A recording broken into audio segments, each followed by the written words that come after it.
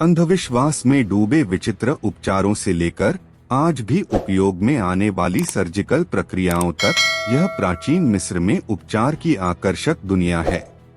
जब हम इतिहास को देखते हैं तो यह नजरअंदाज करना मुश्किल है कि चिकित्सा की दुनिया कितनी अजीब और विभत्स थी। अपने 3000 वर्षों के अस्तित्व में प्राचीन मिस्र संस्कृति, कला, वास्तुकला और इंजीनियरिंग का केंद्र बन गया। एडविन स्मिथ पेपिरस जैसे अभिलेखों से पता चला है कि फिरौन के समय ने भी रोगों के लिए एक अविश्वसनीय रूप से व्यापक दृष्टिकोण का निर्माण किया। यह एक ऐसा युग था जहां विज्ञान, जादू और धर्म एक थे। संत, चिकित्सक और मरहम लगाने वाले सभी एक ही शक्तिशाली अंधविश्वास का हिस्सा थे और उन्होंने एक प्राचीन औषधि कैबिनेट बनाया जो स्वास्थ्य को सहायता प्रदान करता था। प्राचीन दुनिया का मिस्र रहने के लिए एक खतरनाक और निर्दयी जगह थी। शहरों में बीमारियां फैली हुई थीं। मिस्र महत्वाकांक्षा और नवीनता का स्थान था, लेकिन यह मृत्यु का देश भी था। जीवन प्रत्याशा एक शब्द में भयानक थी। रिकॉर्ड से पता चलता है कि शिशुओं में मृत्यु दर भयावह रूप से उच्च थी। खोजकर्ताओं की अधिकांश समझ मिस्र के प्राचीन नागरिकों और रईसों के संरक्षित होने से आती है। इन उम्रदराज शवों से उन बीमारियों और स्वास्थ्य संबंधी खतरों के बारे में कुछ रोचक जानकारी प्राप्त की है जिनको मृत्यु का सामना शैशवावस्था और युवा अवस्था में करना पड़ा। आँखों का संक्रमण आम था। जहर देना भी काफी आम प्रतीत होता है। बिच्छू और सांपों का उपयोग कभी कभी कष्टों के इलाज के लिए किया जाता था, परंतु उपचार से अधिक देने पर यह अंधापन, पैरालिसिस और यहाँ तक कि मृत्यु का कारण बन सकते हैं। पिछले कुछ 100 वर्षों में खोजी गई पपायरी ने प्राचीन मिस्र की चिकित्सा के बारे में हमारी समझ को मौलिक रूप से बदल दिया है। मिस्र के डॉक्टरों ने अनगिनत प्रक्रियाओं को दर्ज किया और विस्तार से निदान किया। इस बात की अनूठी अंतर्दृष्टि पैदा की कि कैसे इस युग में एक मरहम लगाने वाले ने सूजन से लेकर डिप्रेशन तक सब कुछ पहचाना और उसका इलाज किया। लक्सर में 1873 में जर्मन इजिप्टोलॉजिस्ट जॉर्ज एबर्स द्वारा खरीदा गया। एबर्स पेपिरस ऐसा ही एक दस्तावेज है। लगभग 20 मीटर लंबा 100 पेज का स्क्रॉल लगभग 1550 ईसा पूर्व का है, जो इसे अब तक खोजे गए सबसे पुराने चिकित्सा पपायरी में से एक बनाता है।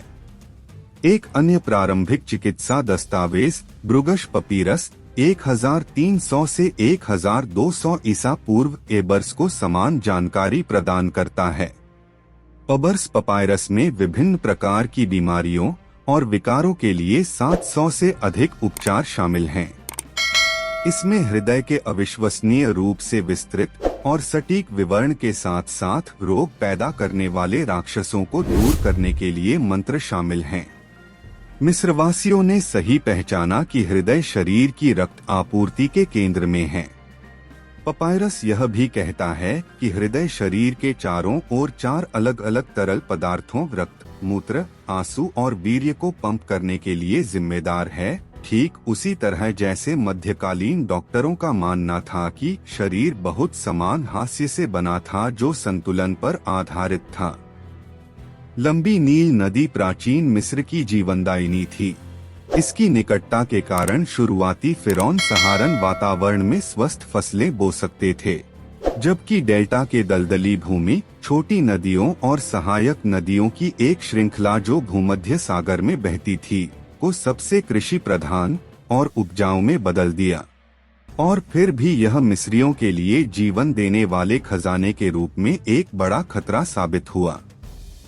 नील नदी परजीवियों से भरी हुई थी, इसलिए जो लोग इसमें नहाते थे या इसके पानी को पीते थे, उनके बीमार होने की संभावना काफी अधिक थी। जो लोग इसके ठंडे पानी से गुजरते थे, विशेष रूप से सिंचाई औजारों के साथ शिस्टोसोमा कीड़ा जैसे परजीवियों के साथ रास्ते पार करने का खतरा था। यह नृशंस छोटा सा ब्लाइटर आपके पैरों या पैरों के माध्यम से अपना रास्ता बना लेगा और आपके खून में अंडे देगा। ये कीड़े पैदा होंगे और शरीर के माध्यम से अपना काम करेंगे, जिससे भयानक मात्रा में नुकसान होगा और जिससे आपका शरीर बीमार और कमजोर हो जाएगा।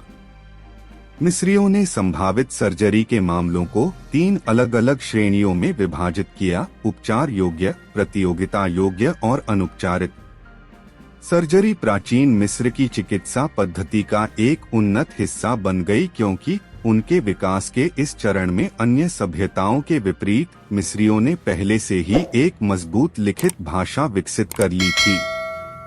इसने चिकित्सकों को कुछ निदान और उपचार रिकॉर्ड करने और काम करने वालों को चिन्हित करने में सक्षम बनाया।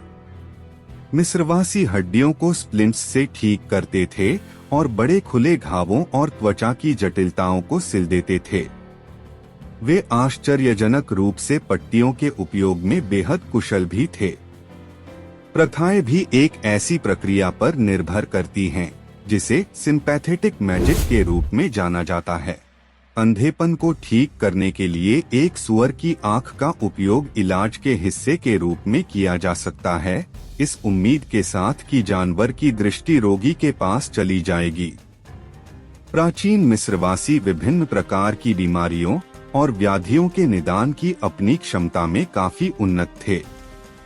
प्राचीन मिस्र का चिकित्सक अपने समाज के सबसे पेचीदा सदस्यों में से एक है और इसलिए ऐसा लगता है कि इम्होटेप, पॉलीमैथ चिकित्सक, एक व्यक्ति जिसे अक्सर चिकित्सा के पहले सच्चे अग्रणी के रूप में उद्धृत किया जाता है, को उसकी मृत्यु के 1000 साल बाद देवता माना जाएगा और वह उपचार और देखभाल का प्रतीक बन जाएगा। मिस्र के चिकित्सक का मूल रूप बस इतना ही था, कई प्रतिभाओं का एक व्यक्ति जिसने राज्य के लोगों के लिए चिकित्सा लाते हुए कई सिद्धांतों का पालन किया। For more updates, subscribe our channel, click the video link and enjoy watching the video.